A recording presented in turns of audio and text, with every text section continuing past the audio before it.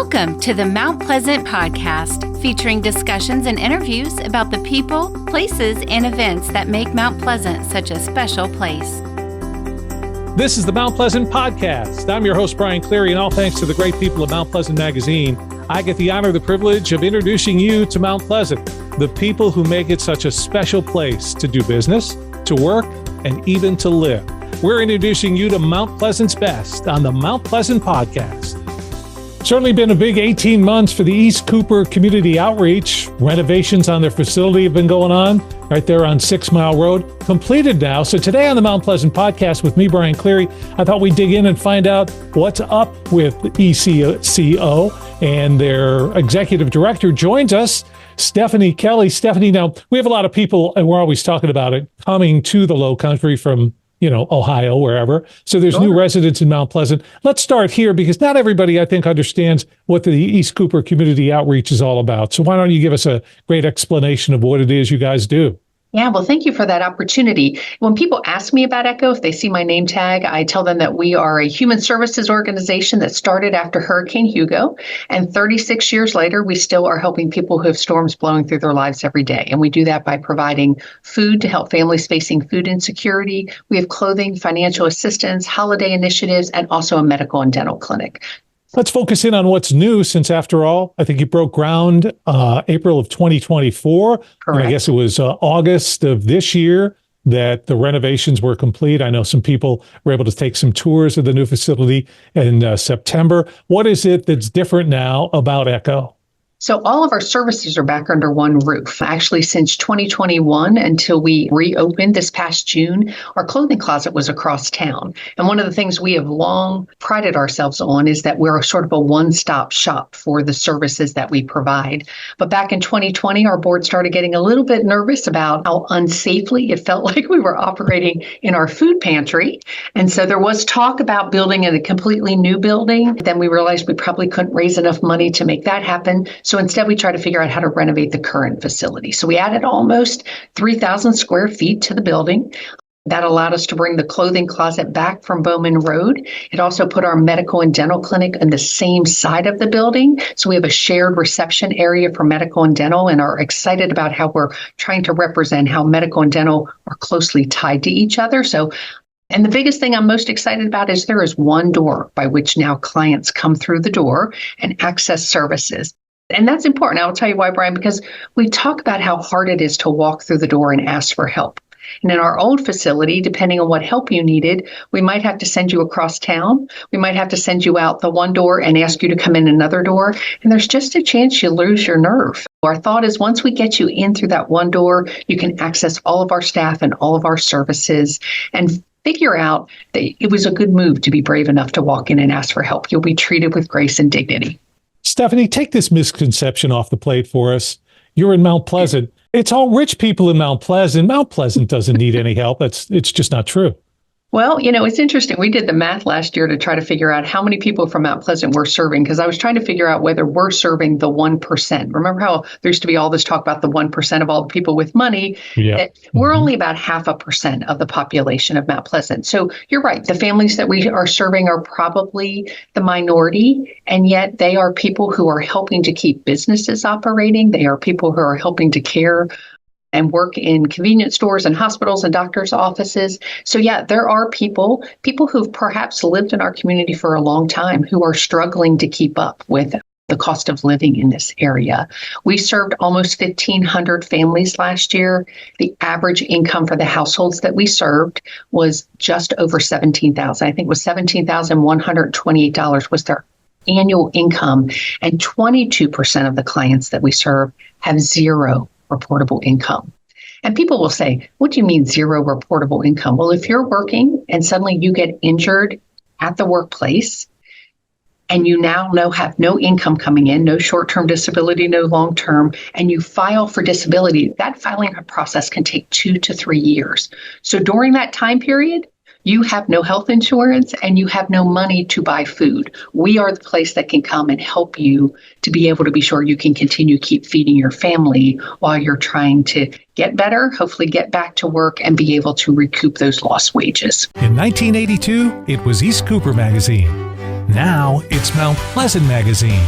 Mount Pleasant Magazine is about the people, places, and events that make Mount Pleasant a great place to live, work, and raise a family. Your community, your magazine. Mount Pleasant Magazine. You're listening to the Mount Pleasant Podcast. There is a need. That's why we're so glad that East Cooper Community Outreach is here for us. I'm Brian Cleary. Today we're talking about ECCO on the Mount Pleasant Podcast. This is where the pages of Mount Pleasant Magazine come alive. Stephanie Kelley is the executive director of the organization. An exciting time for the organization, just continuing to move forward, but completing the renovations as well. Now, East Cooper Community Outreach, they speak of, Stephanie, 3 different ways that you can engage with the organization. Why don't we take this time and move through the 3? The first starts with volunteering. Absolutely. So we have about 250 people each week who have a weekly shift that work in our food pantry, our clothing closet, and our health clinics, also our front office. I love to tell people that our volunteers are the secret sauce of how we can do all we do on a minimal budget of about $2.5 million is because we have about $1 million worth of donated time from our volunteers that help us each year. And so we are always looking for new people who want to help support us. And sometimes that could be weekly, or it might be once a year. You come in with your business and help us with a project. And if I'm interested in volunteering with ECCO, what's the steps I need to take? Great question. You just visit our website, which is just ECCOCharleston.org. And on the right-hand side, you'll see ways to help. You click on the volunteer tab and it walks you through the process of how we'll get you in and through our orientation process and connected to work in the place that you feel like your skills will be best utilized. And so then the second of these 3 ways to engage with ECCO is through partnerships. What does that mean? And so that might be your business. If you're looking to do some civic work in our community, either again, you want to bring your group, like we have a group from Benefit Focus that comes and does a project each year with us, or Life Park Church. It also could mean that you want to be a sponsor for one of our upcoming events, our pickleball tournament that's happening the end of this month, or on May 7th, we have a gala that's happening. And so you might want to be one of the corporate sponsors for that. We're also looking for neighborhoods who want to host food drives. Right now, our shelves are looking pretty bare. And I don't think that's because we have less people donating to ECCO. I just think it's because the cost of everything costs more. And so if you have always donated $25 worth of food to ECCO, that $25 isn't buying quite as much anymore. And yet we have more people utilizing the food pantry. So again, lots of ways that we can partner to find out if your civic group, your Boy Scout troop, your neighborhood can find a way to help contribute to ECCO's success and ability to help our neighbors. I hesitate to ask this for a second because in one way, I'm hoping there's way too many for you to give us all the names, but partnerships in terms of folks in the community, like the ones you mentioned, is that a list that you can provide, or is it just too many to give? So it's a very large list. Our newsletter that goes out will list people who've donated. On our website, you can actually go and learn about our partners. So we have probably about 30 churches that do a grocery bag Sunday for us, or I should say houses of worship, because they are of different faith denominations. We are excited and would love to have more houses of worship help us with that. Nucor is a major contributor to us. We have a lot of grantors and funders that help. And so again, I love that the number and the list is probably too long to mention, and yet there are never too many, that's for sure. Each year have to raise the money that it takes to provide all the services that we do. I love to tell people that everything that we provide is at no cost to our neighbor who needs help, but there's nothing free about anything that we do. Certainly. And the final way to engage with the East Cooper Community Outreach is through giving back. Absolutely. And we talk about that as, again, about hosting a food drive or perhaps a coat or blanket drive as the cooler temperatures are coming. We'll need different things in our clothing closet. And then, of course, the biggest thing is the financial donations are probably the most important thing that come through the door. For people who give what they can when they can. Again, we raise our annual budget each year. This year, it's just about $2.5 million. And so gifts of any size. We're always looking for people who might want to be a monthly donor who say, I will give $25 a month to ECCO to help sustain the mission. And again, we love when people also have a required distribution that comes out of their retirement account. And they think, I don't need this $1,000. I promise $1,000 will help us take care of a family for a full year. And so we are good stewards of all of the money that comes back into ECCO. If it's happening in Mount Pleasant, you read about it in the pages of Mount Pleasant Magazine. Here on the Mount Pleasant Podcast, we go a little deeper. And today, Stephanie Kelley, the Executive Director of East Cooper Community Outreach, is the guest with me, Brian Cleary, as we talk about ECCO as an organization and what they're doing and they are doing a lot and making a huge difference in the community. Stephanie, you mentioned the fact that the food pantry, the shelves are kind of bare right now. We're getting into that time of year when people tend to open up a little more. But that means people are asking a little more. How is it that you can balance that out this holiday time of year? You know, it's interesting, Brian, that you mentioned that. I ran into one of our volunteers. He's been working in our food pantry for the last probably 4 or 5 years at CVS the other day. He was getting his COVID shot. He said, I'm a little concerned because normally by this time of year, we're starting to see the shelves start to get fuller. And certainly people think about food insecurity a lot over the holidays. But again, as I mentioned earlier, I just think people are still giving, but not giving quite as much, which means that we need more people to be giving, right? All those people who are moving into this area, how do you get involved? Support your local nonprofits. And ECCO, I believe, is a great one to support. We're balancing things at the moment by we don't give out quite as much if we don't have as much to give, so that we make sure we have something for everyone. But interestingly, where we've seen the decline is individuals dropping off donations, and also community food drives, that there are less of them happening. I think that will pick up as we get to the holidays. Where we're seeing an increase is actually food coming in from our retail partners, like the grocery stores that we pick up from. So what's that telling you? They have more to donate because people are buying less. Why? Because the cost of everything is higher. And so it is a balance at the moment. People used to buy one and get one, and then we used to say, hey, buy one and give one. Now you're sort of keeping both of them for your family, right? And so I'm just encouraging everyone to think about, if you can, what could you give up during the course of the week? Could you get one less coffee? Could you go out to lunch one less time? To think about then that money could go to a place like ECCO to be able to help support neighbors who truly are sometimes doing without. We just finished a survey, and we had people who said they're so grateful for ECCO because without us, they wouldn't be able to have one meal a day, or they are able to eat and not just give the food to their children, so the adults in the family can eat. People are making really tough decisions in our community because food insecurity is a reality in this community. That is a great spin on BOGO, though. I love that. Instead of buy one, get one, give one. Buy one, give one. That's awesome. I hope people will keep that in mind the next time they're in Publix, Harris Teeter, wherever it is they do their grocery shopping. So, Stephanie, let's flip this around and talk about the people who do need assistance from ECCO. Who is it in the area that can receive assistance from ECCO? Anybody who lives or works east of the Cooper. And so we actually do have a client who drives from Georgetown every day. She works in Mount Pleasant. And so our thought is she's our neighbor. She's contributing to the success of this community, but primarily the people. So it's about 9% of all of our clients, of those 1,500 families, are people who work in this area, but maybe don't live. So we have 10 zip codes. So you either live or work in the community, and you have to make less than 2.5 times what the federal government says is considered to be poverty. And that's because we recognize that the national standard doesn't match this area based on the cost of living here. And so just to give you a sense, a family of one is considered to be living in poverty if they make less than $15,600. And there's some odd change there.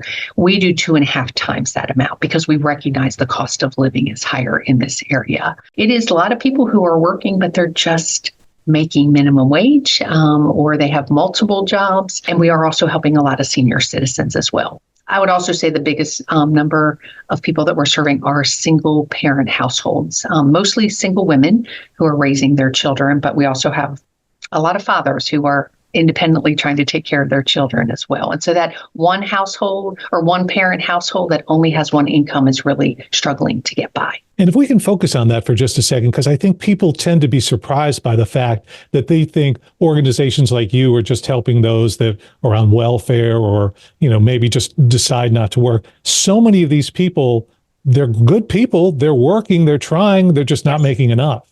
That's right. And Brian, I think the biggest part of my job is to humanize the people that we're seeing. I do believe that there's sort of a sense that people are just sitting at home on their couch and not doing anything. There are people certainly who perhaps could be working, but they live in rural areas where there's no transportation. And if you don't have a job, you can't buy a car to get to your job, right? And if there's no public transportation there. And so there's so much more to it. We did have a woman that we were working with that we encouraged to possibly think about looking for a job. She said, I have a young child at home and an aging mother. I can't make enough money to be able to afford to get someone to come in to care for those two generations. And so the people that we're serving are facing the same challenges that you or I are. They just don't have as many financial resources to help solve some of the challenges that they're dealing with in their family. So for someone who might be watching, listening to our podcast, or knows someone who needs a little of assistance, what's the first step they need to take to actually get assistance from ECCO? Sure. The same thing, they can visit our website and visit eccocharleston.org. And then we have a want to help or a need help sort of button that you push. And actually, people don't even have to walk through the door. The paperwork can be done online to be able to figure out if they qualify for services, to get their password to use, to order food from our food pantry. We've, because of COVID, had to make the process a little easier, but we're also trying to make it as simple as possible. And so I do my word to, if you know someone, encourage them, tell them to trust that they will be treated well. And I'll tell you a story. We had a gentleman who told us that he drove to ECCO every single day for 5 days, and he sat in the parking lot too proud to walk through the door and ask for help. On the 5th day, when there was no food in his refrigerator for his 17-year-old son, he said, I had to come through the door. He had lost his job and savings quickly disappeared. And he said, I just can't believe how kindly I was treated. Of course, we're going to treat people kindly. It could be us someday who has to walk through the door and ask for help. So we treat the people who walk through a door asking for help the way we would want to be treated if we were in that situation. Wow, what an amazing story. And I think people who hear that can feel that pain and put themselves in that situation, how hard it must be. Absolutely. If you're in that situation to ask. So we're coming up on the holidays, and we do talk a lot about how the holidays are a great time for giving. But so people understand, ECCO, you guys are 24/7, 365. It's not just about the holidays. That is correct. And we certainly have some special holiday initiatives coming up where we help families who are already struggling to make their paychecks go far enough. Is that we do our Adopt a Family program where they can sign up and create wish lists, and people can donate gifts for them to give to their children. Because without that, they might make bad choices like putting gifts on credit cards that they're not going to be able to pay that credit card off, or not sure how they're going to pay the light bill in January, but they just couldn't bear the thought of their children doing without. But I love your point is that it is not just at the holidays where families who are struggling financially need help. And we are here to help all of those other times of the year as well. And again, if you'd like to give, but maybe you're thinking, well, I don't have the money. I don't have the resources. Maybe you have the time. Volunteering is an important part of ECCO. And or tell someone something you heard on this fabulous podcast, right? Because it's amazing how many people don't know, again, or are new to the area and need to know where their local nonprofit is that they can be supporting. And our founder used to always say, Stephanie, and if people can do nothing else, they can at least pray for our continued success and that we will be here for another 36 years to support this community. So Monsignor Carter, who died last year, I don't want to forget how he told me I could remind people how to support ECCO. So true. Prayers do make a difference. They do. Stephanie Kelley, the executive director, you got to be happy that the renovations are finally finished. Absolutely. And so 2 things I love to tell everybody. We stayed open the entire time renovations were happening. So I'm so incredibly proud of our staff and our volunteers for making it possible for us to serve the community in the midst of this project. The other part I love people to know is that the project is completely paid for. We had donors who gave to our capital campaign, and so we didn't even have to take out a construction loan. So there are incredibly generous people who support ECCO's mission, but we will continue to need more help as the years move forward, and there are greater needs in the community. Hopefully you can assist. They're making such a huge difference here in the Mount Pleasant area. Whether you volunteer, whether you donate, if you've got a business, perhaps you'll partner up with Stephanie Kelley and the great people at East Cooper Community Outreach, our guest today here on the Mount Pleasant Podcast. Thanks for spending your time with the Mount Pleasant Podcast. Your community, your podcast. Listen to past and future episodes at mountpleasantpodcast.com.